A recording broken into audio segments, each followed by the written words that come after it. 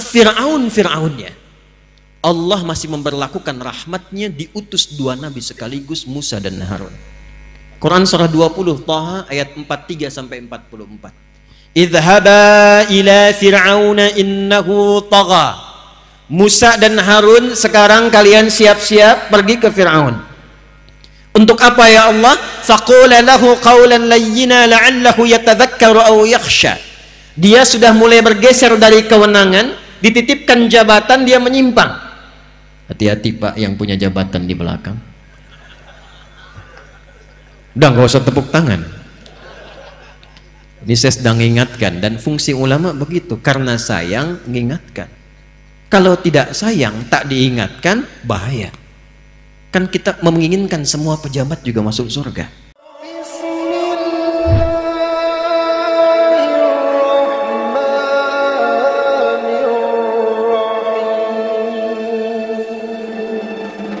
Assalamualaikum warahmatullahi wabarakatuh.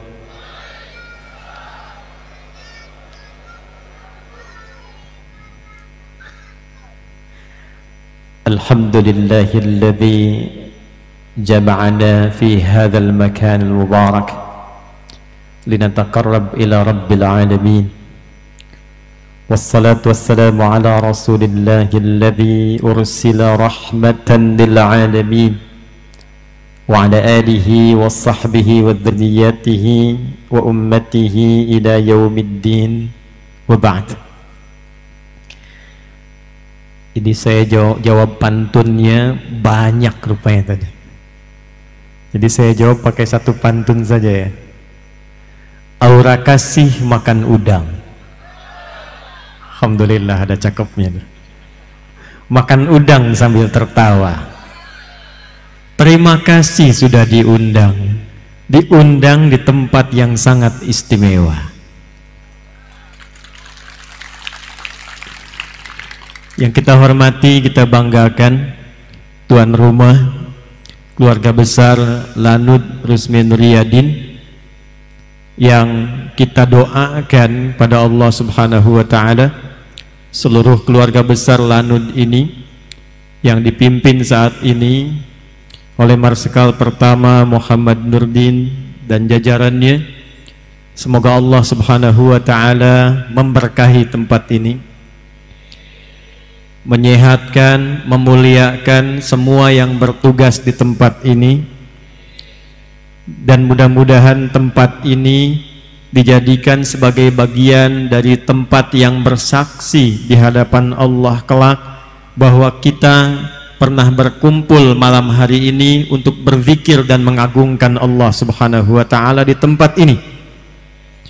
Dan mudah-mudahan tempat ini menjadi satu bagian yang kuat dan kokoh untuk menjaga ketahanan wilayah negara kesatuan Republik Indonesia yang kita cintai. Sebelum saya lanjutkan untuk menyapa, saya ingin sedikit berbagi dengan bagian pesan kuat dari Al-Quran, juga hadis-hadis Nabi Muhammad SAW, untuk membiasakan mendoakan setiap tempat baru yang kita pijak dan orang-orang yang ada di dalamnya, supaya semua mendapatkan kebaikan di sisi Allah Subhanahu wa Ta'ala. Quran surah ke-17 Al-Isra di ayat ke-80 sampai dengan 81. Wa qur rabbi adkhilni mudkhala sidqin. Dan katakan, sampaikan Muhammad sallallahu alaihi wasallam agar kita membiasakan masuk ke tempat manapun memohon kepada Allah supaya tempatnya diberkahi, diberikan nilai-nilai kebaikan, lalu didetilkan oleh Nabi lewat hadisnya, Allahumma inni as'aluka khairaha wa khaira ahliha. Ya Allah, aku bermohon semoga orang-orang yang ada di tempat ini orang-orangnya menjadi baik, dan aku memohon kepadamu ya Allah, tempat yang kami pijak pun menjadi tempat yang baik. Karena itu kita turut mendoakan dan menyapa selain keluarga besar tuan rumah di Lanud Rusmin Nuryadin ini, Di hadapan kita semua, saya mohon dan minta maaf membelakangi ada unsur Forkompinda yang hadir saat ini, baik mewakili Bapak Gubernur. Kita juga dengar tadi ada dari Kajati, Pengadilan Agama, kemudian membersamai kita Pak Kapolda, sahabat kami Pak Muhammad Iqbal beserta Ibu. Kita doakan semuanya, dan kita kirimkan pesan malam ini dari Pekanbaru, dari Lanut ini, insya Allah malam ini pejabatnya, pemangku kepentingannya, rakyatnya semua kompak untuk berzikir demi membangun negara kesatuan Indonesia dan makmur dan sejahtera insya Allah. Bu, yuk, jam berapa sampai sini? Jam 4, Masya Allah. Yang jam 5, yang maghrib di sini, yang zuhur di sini, nggak ada. Tadi saya sampai sudah lewat ya. Ini terima kasih, tempatnya luar biasa. Malam ini bukan konser musik ya. Ini panggung khusus yang didesain untuk tausiah spiritual. Jadi beliau tadi dan Lanut siapkan, Ustadz, kalau mau nyapa jamaah, kami siapkan ke depan kurang lebih sampai 6 meter supaya bisa lebih dekat dengan keluarga jamaah yang dicintai. Takbir.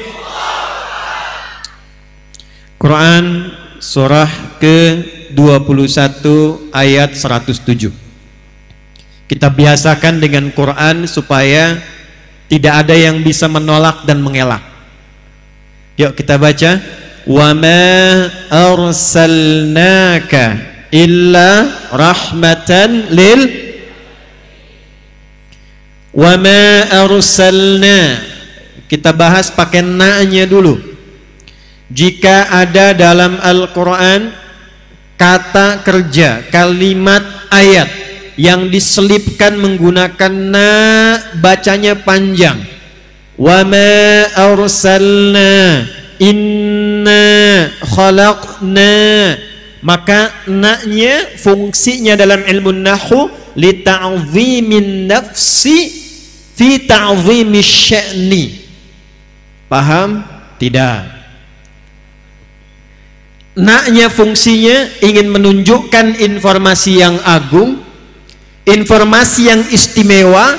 Saking istimewanya Allah menyertakan keagungan zatnya, ta'zimun nafsi, sampai membawa keagungan zatnya untuk menunjukkan hebatnya, istimewanya, agungnya informasi yang ingin Allah sampaikan. Quran istimewa tidak? Agung tidak? Kenapa agung dan istimewa? Karena turunnya menggunakan na panjang. Inna anzalnahu fi lailatil, sama persis dengan bahasa turunnya Quran, ungkapan yang sama, diutusnya Nabi Muhammad sallallahu alaihi wasallam, sama pentingnya dengan diturunkan Al-Quran. Al-Quran turun pakai na, inna, Nabi Muhammad diberikan tugas dan diutus pakai na, wa ma arsalna, dan demi keagunganku, demi keagungan zatku, kata Allah, tidaklah aku mengutus seorang nabi yang teragung. Jadi ketika Nabi Muhammad SAW diutus dan kalimat dalam Qur'annya, ayatnya menggunakan na, memberikan kesan nabi ini lebih agung dibandingkan dengan nabi-nabi lainnya, lebih istimewa dibandingkan dengan nabi-nabi lainnya. Adam istimewa, tapi ketika dipilih oleh Allah, kalimatnya cukup menggunakan istofa. Nuh istofa, Ibrahim istofa, keluarganya Imran sampai Isa alaihi salam istofa. Ali Imran ayat 33, innallaha istafa Adam wa Nuha wa ala Ibrahim wa ala Imran 'alal 'alamin. Nabi Muhammad tidak, kata Allah, wa ma arsalnaka, dan demi keagunganku tidaklah aku utus rasul yang terhebat ini, yang paling mulia ini, yang paling agung ini, kecuali membawa satu sifat yang termulia. satu sifat yang termulia. Jadi keagungan Allah ini dilekatkan pada misinya Nabi dengan satu sifat, rahmatan lil alam. Allahu akbar. Tidaklah aku utus Rasul teragung ini demi keagungan zatku, kata Allah, kecuali dia membawa rahmat untuk semesta alam. Jemaah sekalian, apa itu rahmat? Dan apa alam yang dimaksudkan di sini? Dan yang ketiga, apa yang diinginkan Allah dengan ayat ini untuk orang-orang yang mengaku umatnya Nabi Muhammad SAW? Saya mau tanya dulu nih, di sini yang umatnya Nabi Muhammad boleh angkat tangan tuh? Semuanya, yakin nih? Baik, kita cek dulu nih. Di sini yang pernah cela orang angkat tangan. Di sini yang pernah bikin hoax angkat tangan tuh. Di sini yang pernah merendahkan orang angkat tangan. Tuh. Saking susahnya ngangkat tuh paling banyak, makanya nggak bisa ngangkat ya. Kalau mencela itu rahmat bukan? Merendahkan orang itu rahmat bukan? Merampok itu rahmat bukan? Menghina itu rahmat bukan? Saya tidak utus Nabi Muhammad, kata Allah, yang teragung itu kecuali bawa rahmat. Dan tidak pernah ada orang mengaku umatnya Rasulullah kecuali mendapatkan percikan dari rahmat itu. Itulah yang sekarang coba kita akan kaji. Pulang dari sini, insya Allah setiap kita berubah menjadi pribadi yang dirahmati oleh Allah Subhanahu wa ta'ala. Cukup dengan amin, kita ngaji dulu tuh. Ayo, satu, kita mulai pelan-pelan. Bismillahirrahmanirrahim. Gak usah diikuti. Saya mau mulai pelan-pelan. Satu, apa itu rahmat? Dua, apa itu al-alamin? Dan yang ketiga, apa ciri-ciri orang yang mendapatkan rahmat sebagai umatnya Nabi Muhammad sallallahu alaihi wasallam? Satu kali, coba dicek di hadis Muslim, nomor hadis 2539, yang meriwayatkan sahabat Nabi dulu agamanya Majusi, kemudian bingung dengan Majusinya, dia pindah kemudian masuk Kristen, lalu mendengar ada seorang mengaku Nabi di satu kota Yathrib yang berubah menjadi Madinah. 3 tahun sebelum Nabi wafat, tepatnya tahun 7 Hijrah, berangkatlah orang ini namanya Abdus Syams untuk mengkonfirmasi. Begitu melihat sosok ini, belum bicara, melihat wajahnya, senyumnya tulus, perhatiannya bagus, menyambut dengan keadaan yang baik, memperhatikan dengan sempurna, pandangan pertamanya kepada Nabi menjadikan pribadi ini langsung jatuh cinta kepada Rasulullah sallallahu alaihi wasallam. Tanpa diminta masuk Islam, tanpa diajak, tanpa diceramahi, asyhadu an la ilaha illallah wa asyhadu anna Muhammadar Rasulullah. Sosok ini masuk Islam, lalu dirubah namanya oleh Nabi dari Abdus Syams menjadi Abdurrahman.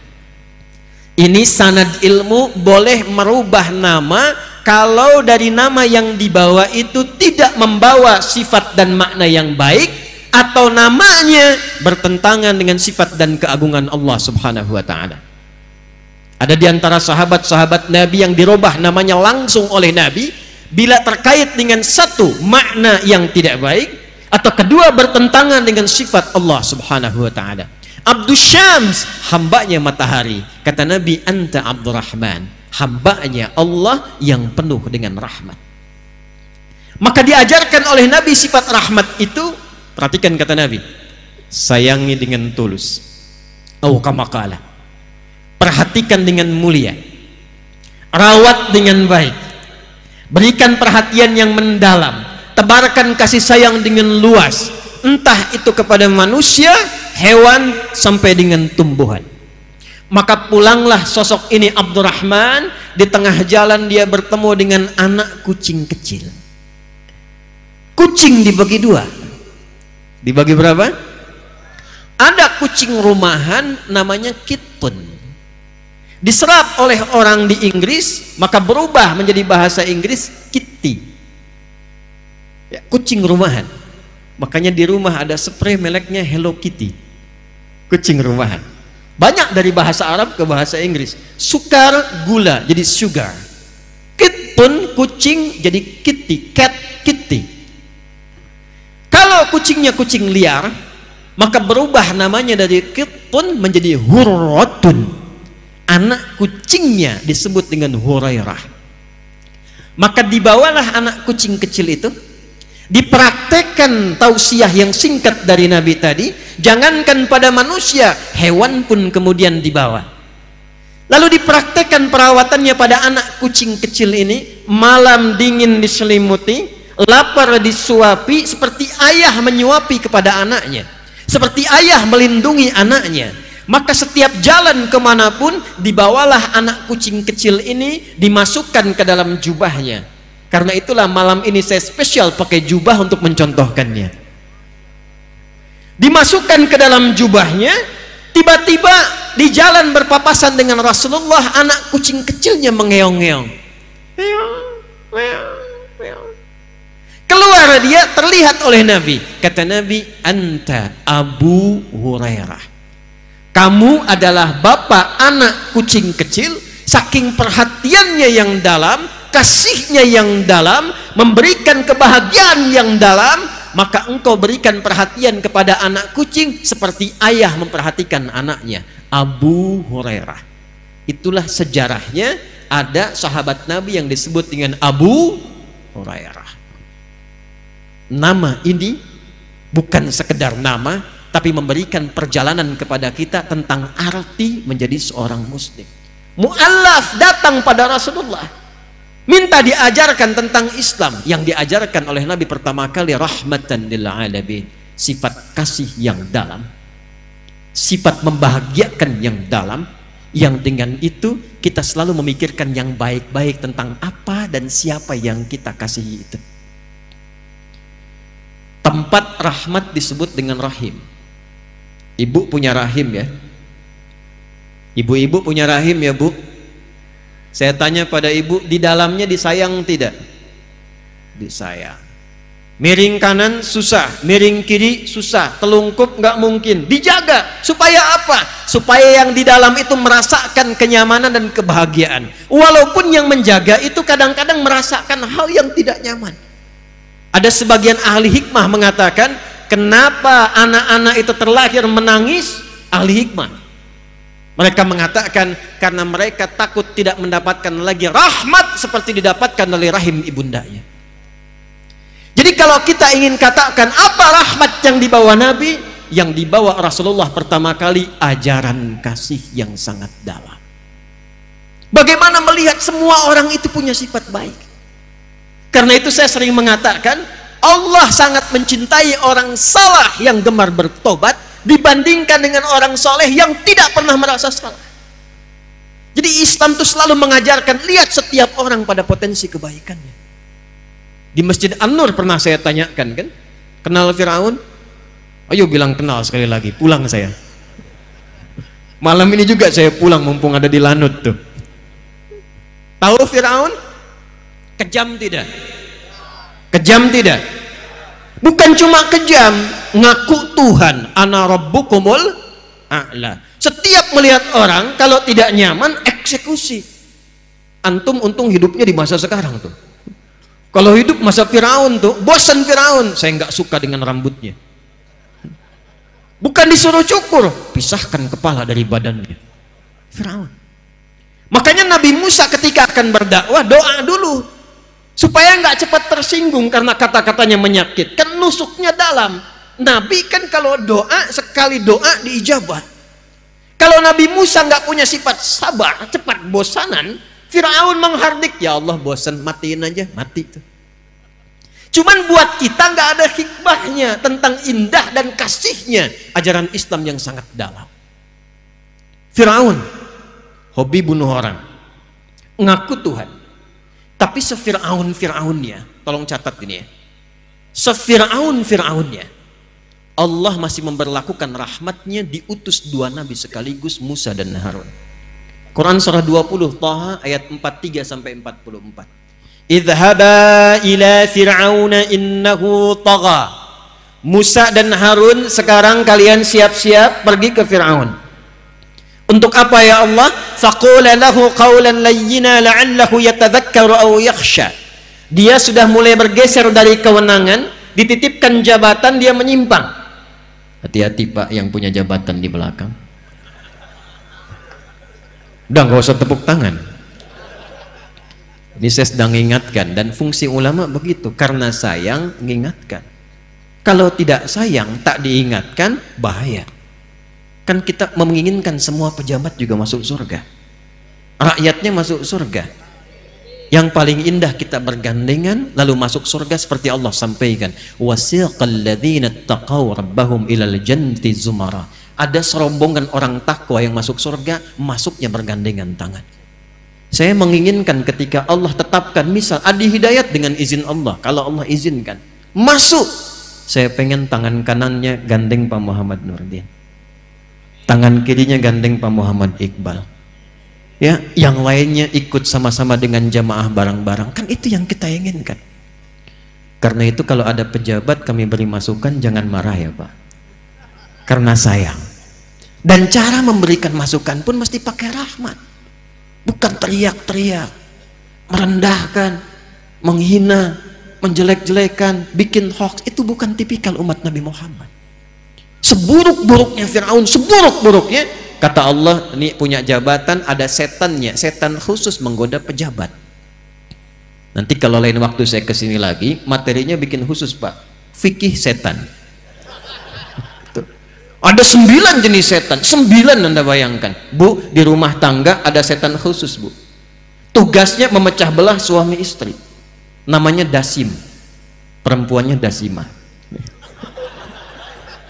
Betul, saya tidak bohong, ada di Al-Baqarah ayat 102, yufarriquna bainal mar'i wa zawji. Ibu belum nikah, suami ibu yang paling cantik lihatnya ibu, habis nikah istri orang paling cantik Bu, digambarkan. Karena itu bagaimana nanti konsisten mendapatkan kenyamanan dalam rumah tangga, ada fikihnya. Di jabatan juga ada setannya. Tapi perhatikan baik-baik, kata Allah, Musa Harun ini ada potensi Fir'aun, kedudukannya diselewengkan. Engkau aku tugaskan, perhatikan baik-baik, bukan ingin menurunkan jabatannya, datang kepadanya, sampaikan dengan lemah lembut supaya ia kembali pada kewenangan yang baiknya dan memberikan putusan-putusan yang bermaslahat. Faqula lahu qawlan layyina, katakan kepadanya dengan lemah lembut.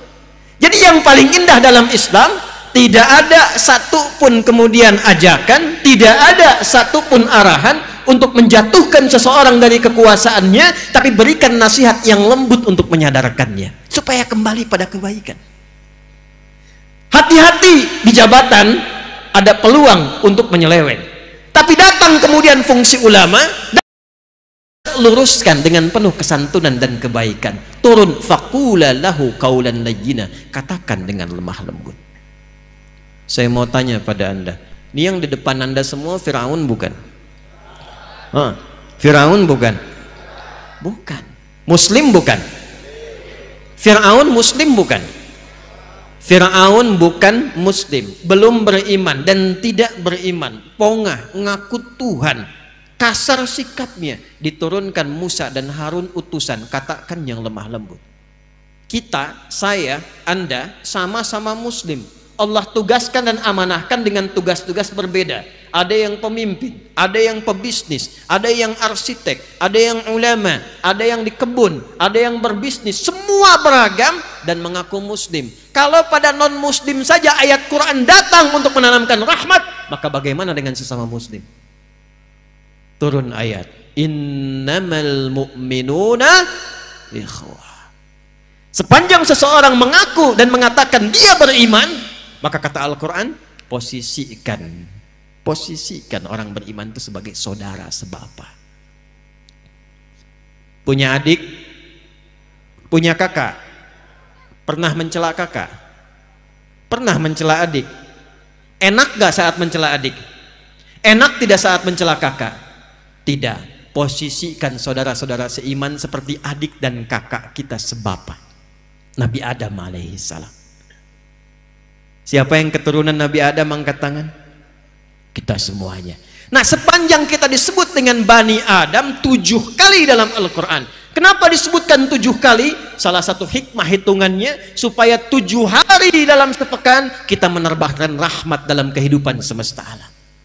Sayang, kasih, nyaman, toleran, kebaikan. Jadi kalau umatnya Nabi Muhammad sudah mengaku muslim, seharusnya tidak diajarkan lagi tentang toleransi. Tidak diajarkan lagi tentang kasih sayang. Karena ajaran yang sudah dia anut semua membawa nama kasih dan sayang. Siapa nama Nabi kita? Wa ma arsalnaka illa rahmatan lil alamin. Maka Allah tidak cukupkan dengan nama dan misinya, maka diturunkan nama yang menjadi percikan dari sifat rahmat itu. Pilihannya langsung dari Allah, Muhammad. Ini saya kasih rahasia ya, tapi ini antara kita saja nih, tolong jangan dibocorin ya.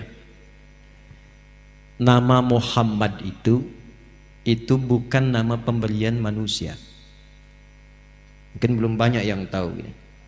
Nama Muhammad itu pemberian dari Allah subhanahu wa ta'ala yang diwariskan turun menurun pada setiap nabi yang dilantik menjadi nabi dan rasul. Nabi Isa namanya dari Allah, betul. Yahya namanya dari Allah, betul. Tapi diberikan namanya saat lahir. Muhammad tidak. Namanya diviralkan oleh Allah subhanahu wa ta'ala pada semua nabi saat dilantik menjadi nabi dan rasul.